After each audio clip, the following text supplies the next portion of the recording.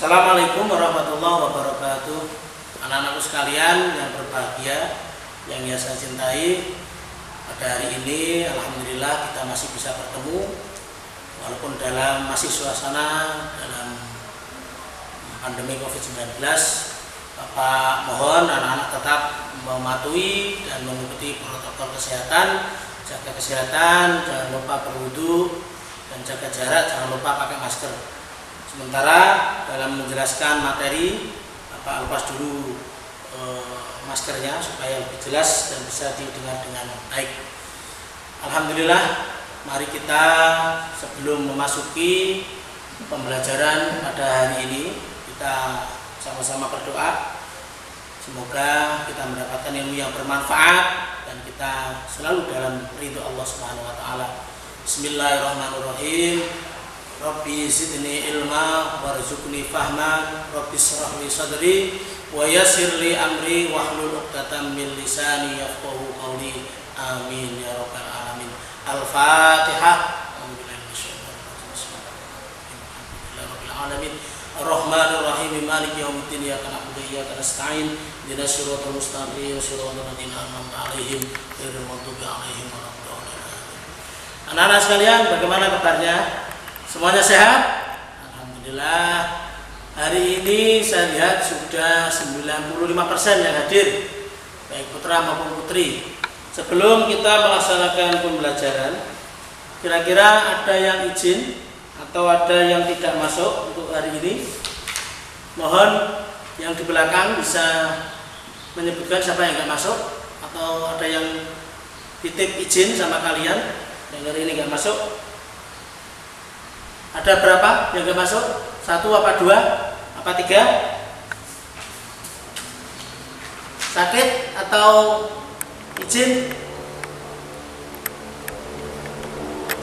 Oke ya, hanya 2 orang yang nggak masuk hari ini ya. Oke, terima kasih. Anak-anak sekalian, pada pertemuan yang kemarin kita sudah membahas tentang KD yang pertama, tentang syariat, fikih, masih ingat kan? Dan maqasidus syariah.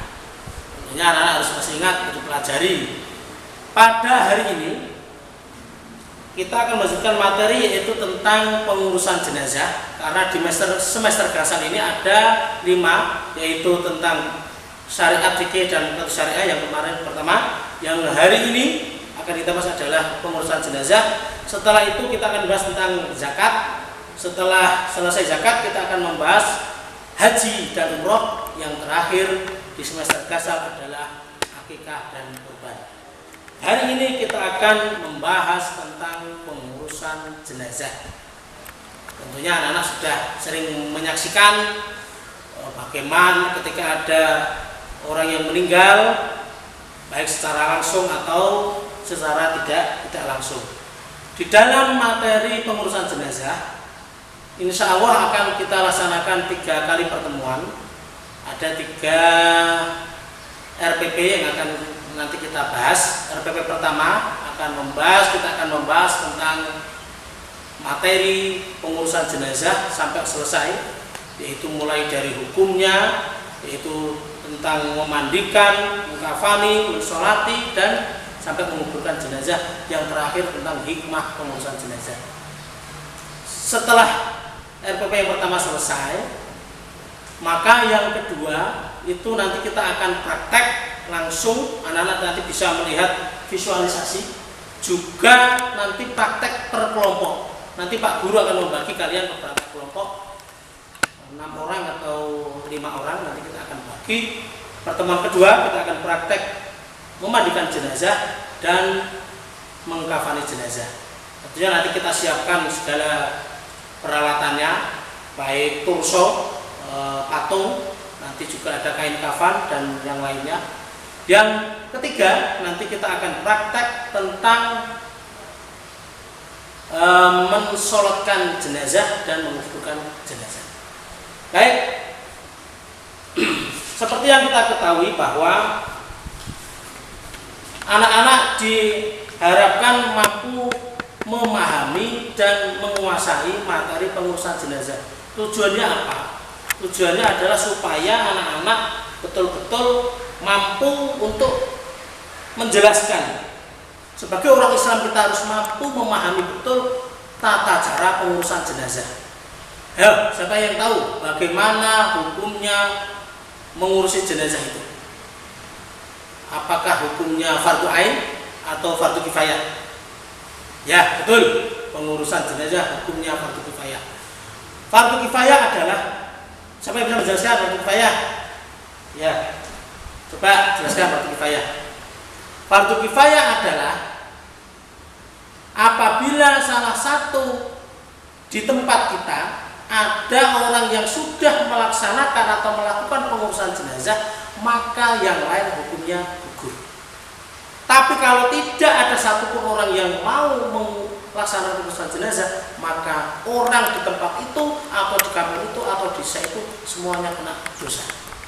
Apabila tidak ada yang mau, seumpama ini ya, seumpama tidak ada yang mau mengurus, maka orang di tempat itu berkewajiban mencarikan orang yang diminta tolong atau dibayar untuk melaksanakan pengurusan jenazah. Oleh karena itu, untuk supaya anak-anak lebih bisa memahami, nanti akan Bapak tayangkan yaitu visualisasi materi pengurusan jenazah. Oke, itu sebentar ya. Tolong diperhatikan. Assalamualaikum warahmatullahi wabarakatuh. Alhamdulillah wa syukurillah wassalatu wassalamu ala rasulillah wa ala alihi wa sahbihi wa wala la haula wa la quwwata illa billah. Teman berbahagia dan yang saya cintai, maka sebesarnya serta silakan nanti dipahami, yang lain ditulis ya, karena setelah ini nanti Bapak akan membagi kalian menjadi beberapa kelompok dengan tujuan supaya kalian lebih bisa memahami dan sambil berdiskusi di dalam memahami materi pengurusan jenazah. Nanti saya akan memakai model saintifik itu dengan cooperative learning. Anak-anak bisa berdiskusi, bertanya jawab dan saling memahami materi tersebut. Betul, maka kita harus mengetahui dan memahami betul. Ya. Ada 4 hal. Yang pertama memandikan jenazah, yang kedua adalah mengkafani jenazah, yang ketiga adalah mensolati jenazah, yang pertama memandikan jenazah, menguburkan jenazah. Yang pertama adalah memandikan jenazah. Memandikan jenazah, kita harus tahu bagaimana dan apa yang harus dilakukan ketika mandi. Yang pertama mandikan jenazah, yang kedua mengkafani jenazah. Saya jelaskan mensolati jenazah dan menguburkan. Di dalam kita sebelum masuk ke yang lain, kita akan bahas tentang bagaimana memandikan jenazah. Ada beberapa hal yang perlu kita tahu dan anak-anak tahu bahwa yang pertama dalam memandikan jenazah, satu, air yang digunakan sebagai air yang dingin. Tidak diperkenankan memandikan jenazah dengan air yang panas karena termasuk. Yang pertama, air yang digunakan air dingin. Tidak diperbolehkan memandikan jenazah dengan air panas. Kenapa, Pak? Sebab kalau jenazah dimandikan dengan air panas bisa melepuh kulitnya itu. Maka tidak diperkenankan kecuali dalam keadaan darurat. Ya. Atau ada kotoran yang menempel dan susah dihilangkan kecuali dengan menggunakan air hangat atau dengan menggunakan alat-alat yang lain. Cok, bagian daripada menyakiti jenazah. Kecuali kalau dalam keadaan darurat. Contoh ditutup yang dingin atau ditutup utara selatan yang dingin, atau ada sesuatu yang menempel dan susah dibersihkan pada jenazah tersebut, maka kita diperkenalkan ini hanya ketika dalam jenazah. Yang kedua, dalam jenazah disunahkan ketika dalam penyiraman dilakukan paling tidak 3 kali atau 5 kali siram. Yang paling baik adalah ganjil. Ini hanya untuk supaya kita tidak berlebihan dalam memandikan jenazah. Tidak perlu menghabiskan semua air yang ada di tempat itu. Paling tidak, yang penting sudah memenuhi syarat dan sudah bersih, maka cukup paling tidak dengan hitungan-hitungan ganjil. Karena Nabi mengutus sesuatu yang ganjil. Innallaha amrun itu. Yang ketiga adalah disunahkan menggunakan air yang dicampur wangi-wangian dengan sabun atau dengan takut harus dengan yang lainnya. Yang keempat, dalam mandikan jenazah disunahkan yaitu dimulai dengan bagian sebelah kanan. Selanjutnya adalah mensyakil aiman. Jadi memandikan jenazah itu posisinya miring, tangan kanan ada di sebelah sini kalau dimiringkan. Jadi posisinya seperti ini. Artinya apa? Yang dimulai adalah bagian kanan. Nah, anak-anak ada yang tahu siapakah yang paling berhak untuk memandikan jenazah? Yang paling berhak memandikan jenazah adalah ahli waris atau keluarga si mayat tersebut. Tujuannya apa? Kenapa tidak orang lain? Tujuannya supaya ketika ada sesuatu yang ganjil atau sesuatu yang tidak biasa terjadi, tidak menimbulkan fitnah atau tidak kepada orang lain. Cukup keluarga yang mengetahui. Sudah dipahami ya? Oke, lanjutkan. Setelah kita memandikan jenazah, sebetulnya sebelum kita memandikan jenazah, yang paling penting kita persiapkan adalah menyiapkan kain kafannya terlebih dahulu. Menyiapkan kain kafan, menyiapkan peralatan-peralatan supaya pas setelah dimandikan nanti jenazah langsung bisa ditempatkan di dalam pengkafanan jenazah. Jadi tidak memindah berulang-ulang. Setelah dimandikan kemudian langsung dikafan. Baik, kita lanjutkan. Setelah kita selesai memandikan jenazah, kita sudah diwajibkan untuk mengkafankan jenazah karena tidak elok dan tidak baik apabila ada jenazah yang tanpa sehelai kain kafan dikuburkan dalam keadaan telanjang atau tidak ada kain yang menutupi pada tubuhnya. Hadis Rasulullah menyampaikan tidak kafara ahadukum fal yuhsin kafana, yang artinya bila mana seorang di antara kamu menguapkan jenazah saudaranya sama muslim dalam melakukan dengan baik fal yuhsin kafana. Kalau artinya kain kafan yang digunakan yang standar yang umum digunakan di masyarakat kita. Baik, dalam mengkafankan jenazah yang pertama. Oke, sebelum kita lanjutkan, ada yang mau ditanyakan dulu tentang tadi kain kafan? Nanti kita akan bahas lebih detail lagi. Dan nanti akan Bapak tayangkan sekilas tentang contoh bagaimana menyiapkan kain kafan.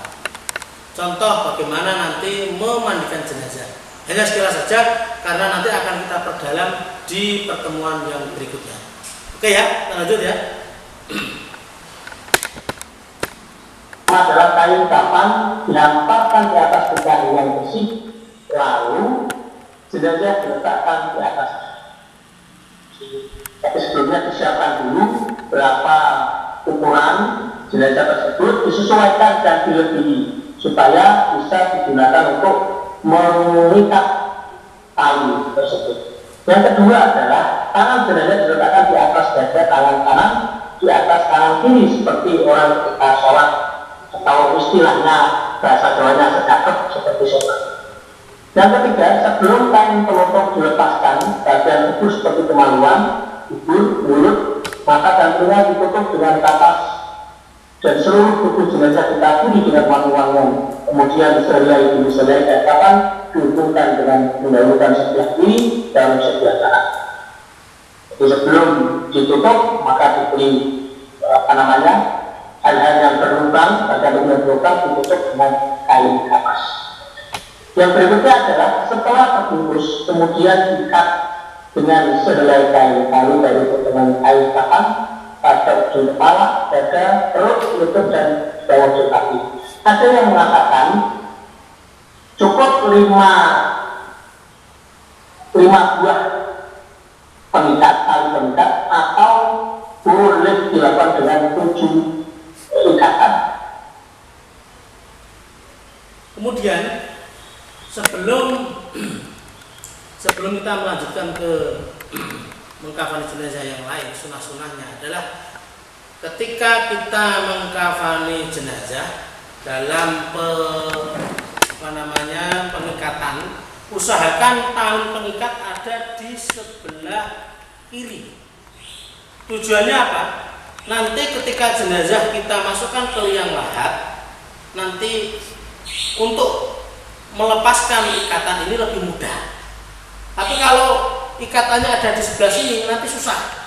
Maka diletakkan di sebelah sini pengikatnya, nanti supaya ketika jenazah kita masukkan ke liang lahat, cara melepaskannya mudah.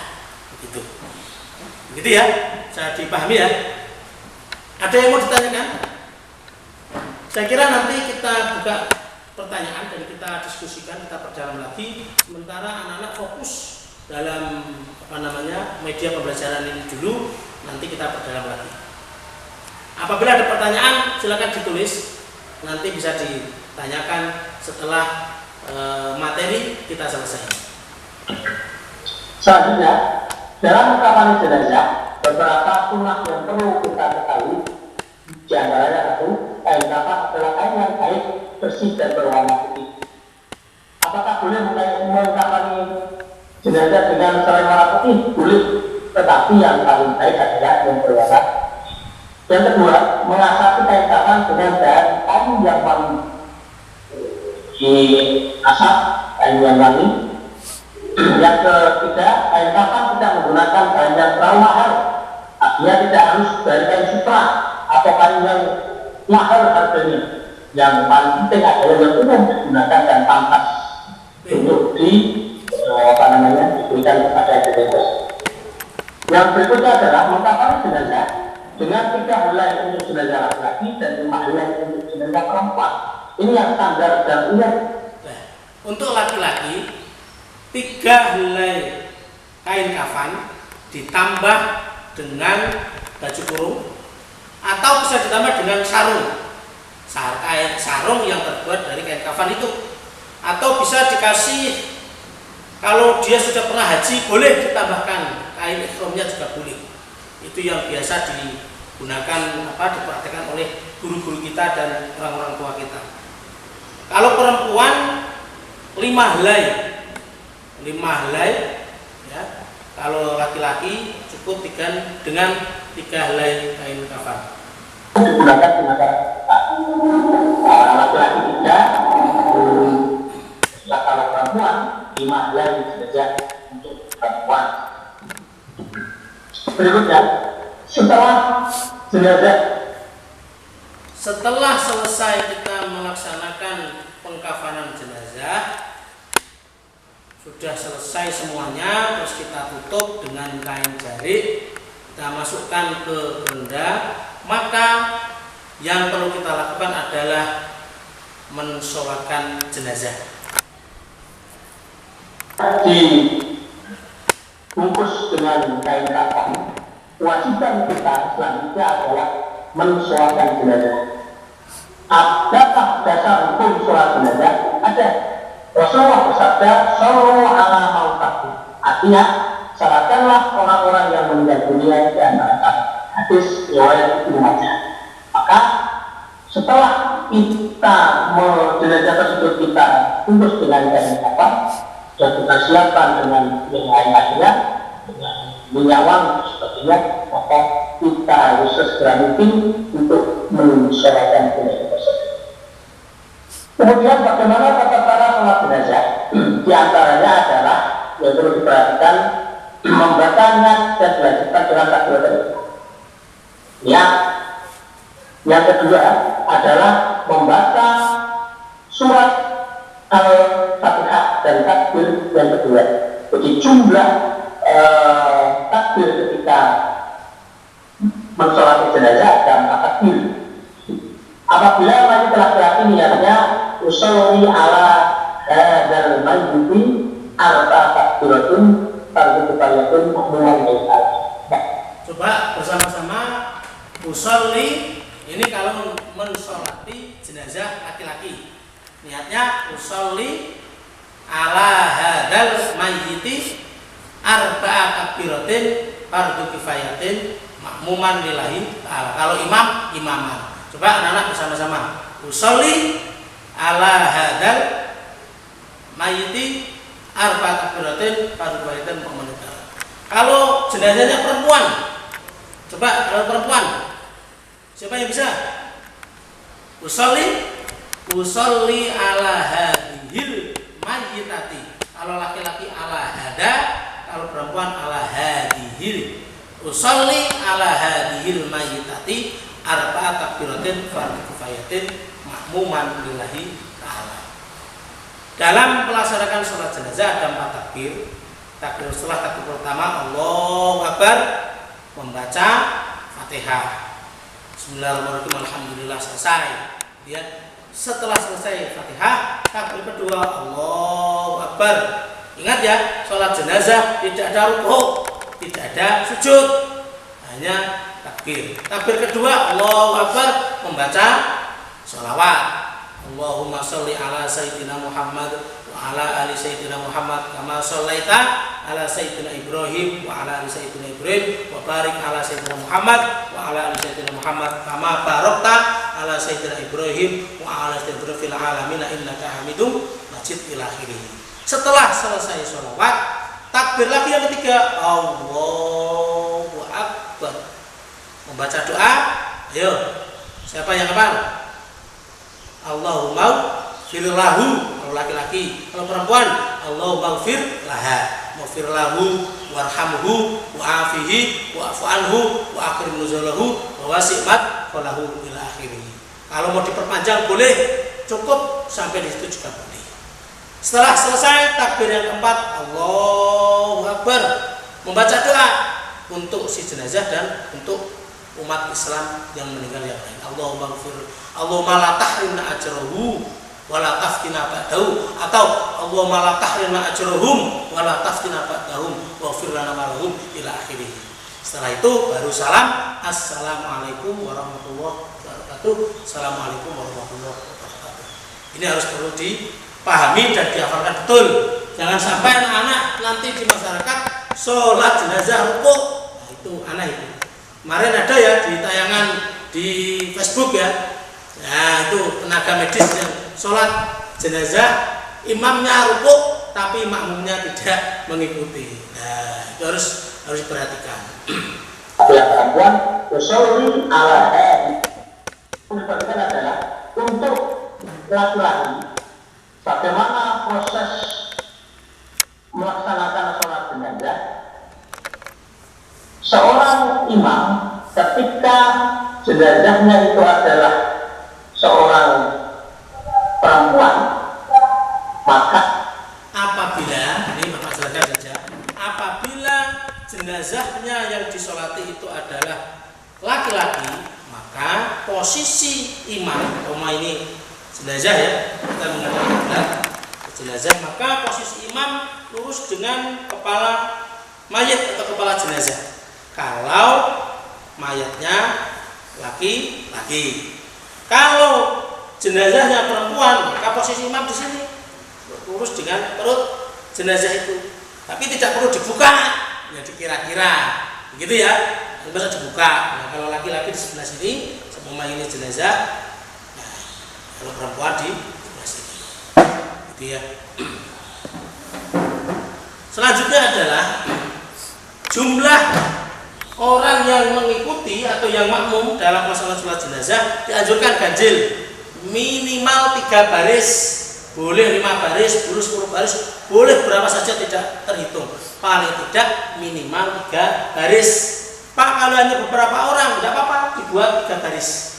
Nah, ini sunnahnya seperti itu ya. Lanjut, seorang masuk saya ketika jenazahnya itu laki-laki, maka posisi minimal berapapun jumlah sisi usulan para kekuatan yang juga masuk sunnah. Setelah kita mensolati jenazah, setelah kita mensolati jenazah, maka setelah jenazah kita sholatkan, kemudian ada hal yang perlu kita harus lakukan adalah kewajiban. Setelah kita melaksanakan mensolatkan jenazah dengan berjamaah, maka dianjurkan kita untuk ikut mengantarkan jenazah sampai pada dikebumikan. Di antaranya sunnahnya seperti yang dijelaskan oleh Rasulullah dalam hadisnya diriwayatkan oleh Ibnu Majah bahwa man ittaba'a janazatan falyahmil bi jawanibis sarir kullaha fa innahu minas sunnah. Karena siapa mengantar jenazah hendaknya mereka ikut memikul pada setiap sisi usungan karena perbuatan demikian tersebut bagian daripada sunnah.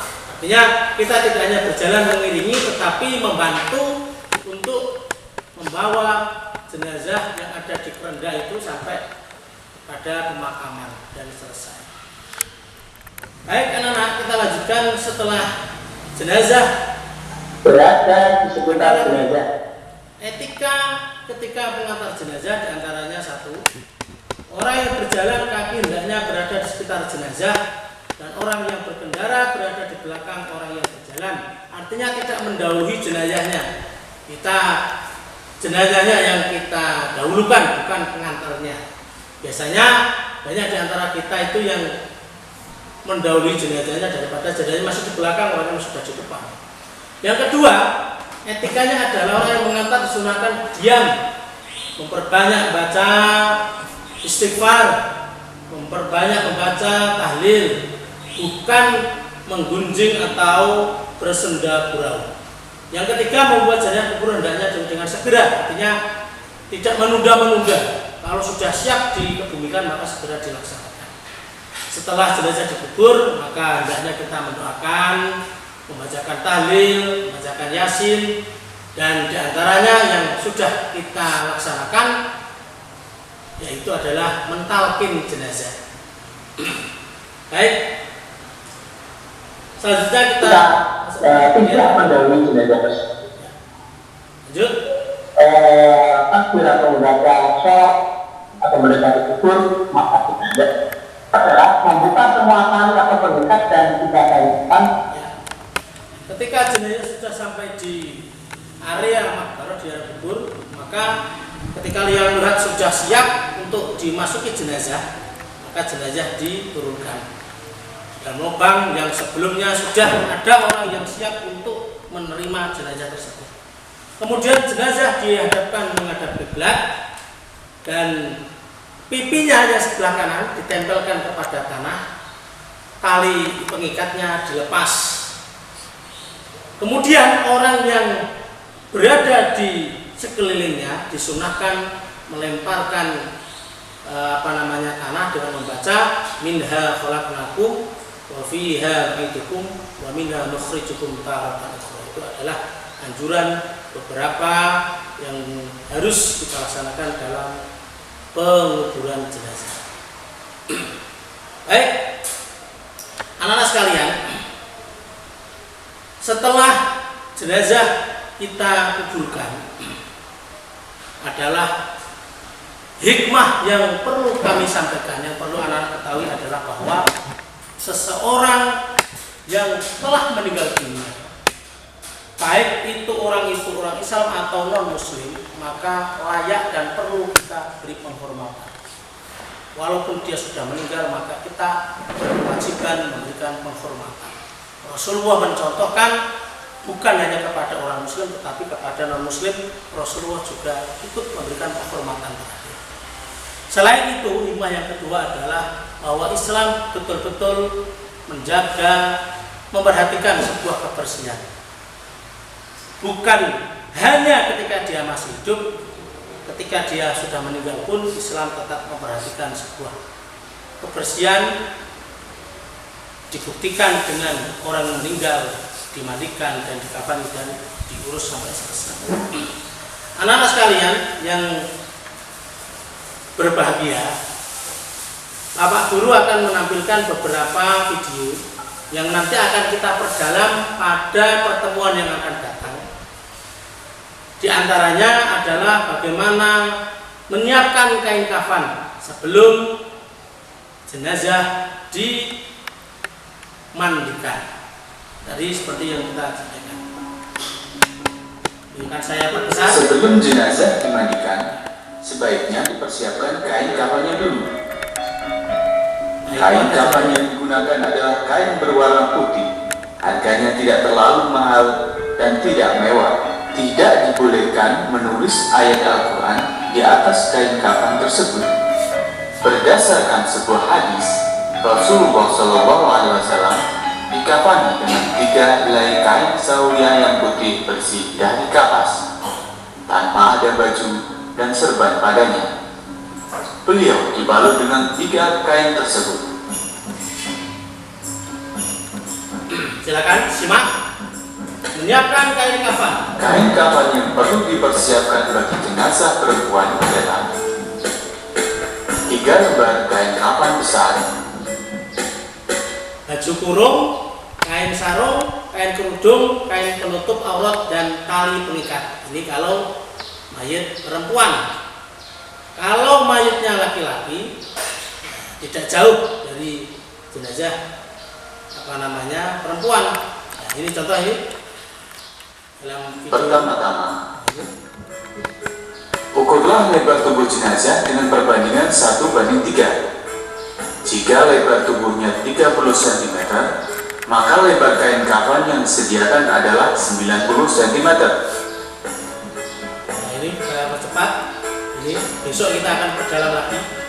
Nah, yang berikutnya adalah memandikan jenazah. Ini juga nanti akan kita. Ada beberapa hal yang perlu diperhatikan dalam memandi. Menyisir dan merapikan rambut, kepala, dan jenggot jika lebat bagi mayit laki-laki. Membersihkan hidung dan mulut, serta mempersiapkan tempat pemandian dan kelengkapan.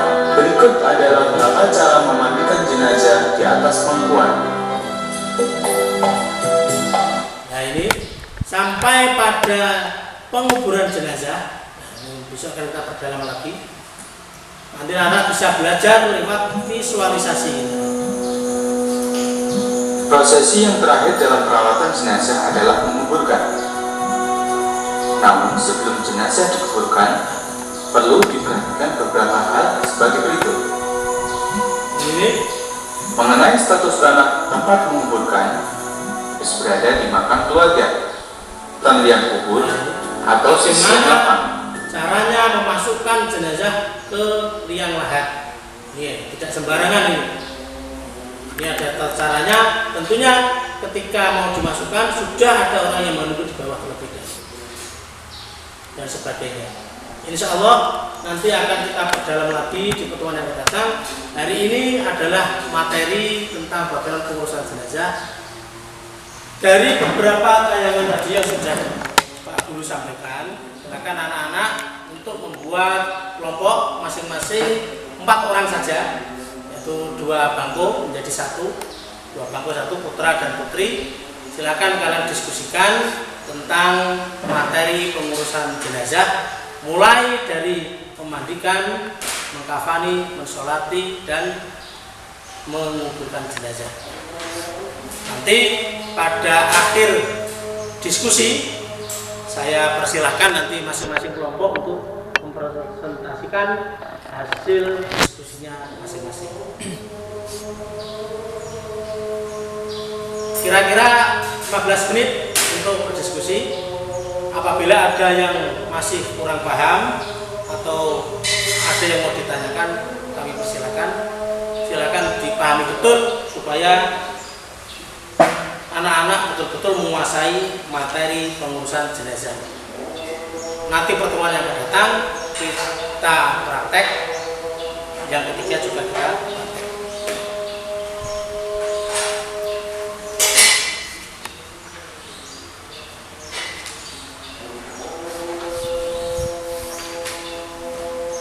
Bagaimana, ada pertanyaan? Ada kesulitan yang mau ditanyakan atau ada problem? Seumpama ada kejanggalan pada si mayit atau jenazah yang karena tertabrak kendaraan, bagaimana cara mensucikannya, mengurusi jenazah tersebut? Nah, silakan didiskusikan. Kalau ada pertanyaan nanti bisa disampaikan pertemuan yang akan datang. Oke, saya kira cukup untuk tugas. Nanti Bapak Guru kirim lewat WA kelas. Silakan nanti dibuka linknya, di YouTube. Nanti kalian kerjakan tugas memperdalam materi pengurusan jenazah. Saya kira sekian. Mari kita tutup pertemuan kita pada hari ini. Semoga kita selalu mendapatkan bimbingan dari Allah Subhanahu wa taala dan kita betul-betul bisa memahami materi hari ini dengan baik sesuai dengan indikator dan tujuan yang tadi sudah saya sampaikan. Pada akhirnya mari kita tutup dengan baca hamdalah, alhamdulillahirabbil alamin. Semoga anak-anak selalu sehat walafiat dan diberi panjang umur. Kita bisa melaksanakan semua aktivitas agenda yang sudah kita rencanakan dengan baik, dan kita bertemu di jam yang akan datang. Terima kasih. Mohon maaf atas segala kesalahan dan kekhilafan. Assalamualaikum warahmatullahi wabarakatuh.